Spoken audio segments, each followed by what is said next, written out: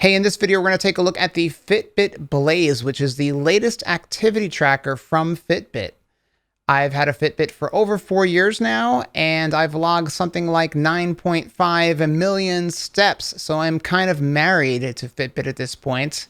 It goes without saying that I do love the latest and greatest tech, but despite that, I've been hanging on to my old original Fitbit now for over 4 years because I like the fact that it connects to my belt clip. And I feel that that gives me the most accurate measurement of my steps.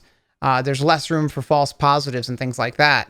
The wrist-based solutions, they've had me a little worried. I do like that you can get additional metrics like constant heart rate monitoring, which I cannot get. And that's one of the reasons why I've wanted to migrate over to a wrist-based solution. But I just, I don't feel that they're as accurate. I've had the Fitbit Blaze now for 30 days, and I think I like it.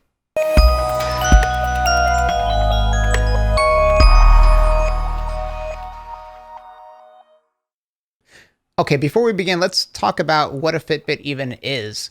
A Fitbit is an activity tracker, and the way it works is it has a bunch of sensors built into it. It has an accelerometer, it has an altimeter, it has an optical heart rate sensor, it has an ambient light sensor, and it has a magnetometer. And all these sensors combined with software allow it to really get an idea of what your body is doing throughout the day. So it can track your sleep, your steps, exercises, how active you are, how many calories you're burning, and of course your heart rate.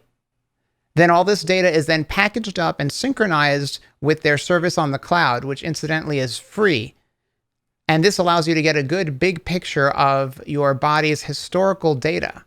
In fact, I actually have a Withings scale that also integrates into this service. So, I could manually enter in my weight, but I do have a scale that is a Wi-Fi scale. And that thing posts to Fitbit. And so they track my weight there as well, which is really powerful because essentially you have a dashboard for your body.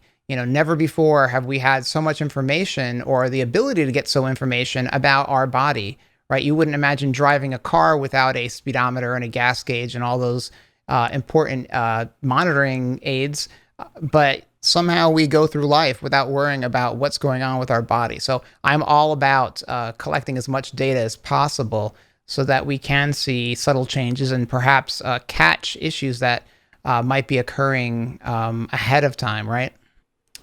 All right, let's take a look at the Blaze. So the Blaze actually has a really nice form factor. It's actually a lot thinner than I thought it would be and pretty comfortable. And this is kind of relevant because you are supposed to wear it all the time because it's tracking your heart rate, it tracks your sleep. You want it to be comfortable. You don't want to be fatigued by your wristwatch. The band itself feels like a mixture between a rubber and a plastic. It's not latex, but it's I guess it's called an elastomer. And the holes in the band are actually there by design. They're intentional and they serve a function. You see, the band strap fits through that hole there, that little loop, and that loop has a dimple that fits into those slots, and it prevents the strap from coming out during exercise. And because of all the sensors, the watch is smart enough to know when it's upright and will light up temporarily. As you can see, there's an outer circle on this display, and the outer circle represents the number of, or how close I am to my goal. My goal is 10,000 steps, so I'm almost approaching the 5,000 mark. Tapping on the display allows me to toggle various secondary display options. Here I have the distance, the total calories burned, total flights climbed, number of steps, the date, and of course my current heart rate, which is updated about every 5 seconds when not engaged in an exercise and every second when I am. Swiping down on the main screen allows me to enable and disable notifications, and it also allows me to control the music player on my phone. The types of notifications you can receive are call, text, and calendar notifications. Now, you won't be able to respond to text messages or talk through your phone, but it does vibrate and let you know that a call is coming in, provided you are within range of your phone. Swiping up on the main screen allows you to see your notifications. You can see up to 30 notifications here.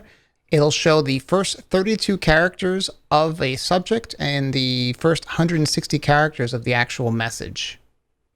The touch screen itself is very responsive. Light touches allow you to quickly transition from screen to screen.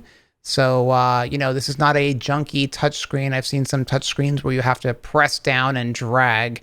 This is not one of them. This is a good touch screen, and the UI is easy to understand and simple to navigate, which is also a plus. Swiping to the left brings up the first menu item.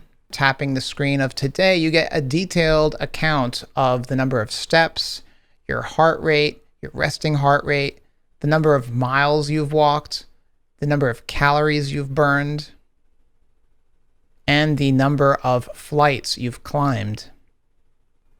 If you swipe to the left once more, you can see various exercises, and you can program these from the app.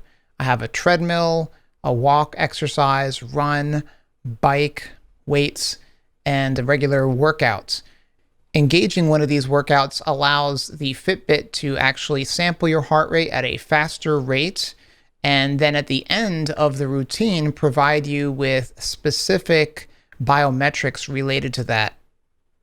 Also, keep in mind that some exercise routines have a little gear icon next to them. This gear icon allows you to access what's called connected GPS, and that uses your phone's GPS to figure out your position and collect that information along with your actual exercise routine. This means you're going to have to carry your phone with you if you want that additional data, because the Fitbit Blaze does not have its own dedicated GPS receiver. Now, that's not a deal breaker at all for me, because I do most of my walking on a treadmill desk to begin with. And I also understand that if they included a GPS receiver on the unit, it would affect battery life and it would make the device bulkier. So I could live with that compromise. The next feature on the device is FitStar. And FitStar is essentially a guided exercise program. They have 3 on the device to begin with. And when you engage a routine, it'll give you a description on what to do. In this case, we're going to do cat and cows. And this is the movement you need to do. There's like this 5 or 6 second demo. And then it'll automatically start the routine by which you're supposed to repeat that pose. I will save you the psychological trauma and skip this pose. And here are reverse shoulder rolls. That seems like something easy enough to do. Again, I'm going to skip it. You get the idea. There's a bunch of different, inchworms. You want to see that, huh? Skip. All right, once you get to the end of the routine, you can see your session review and see how you did. Calories, heart rate, average, max, and the duration of your workout. Pretty cool. A quick swipe takes us to the 2 timer functions. You have a standard stopwatch, easily accessible.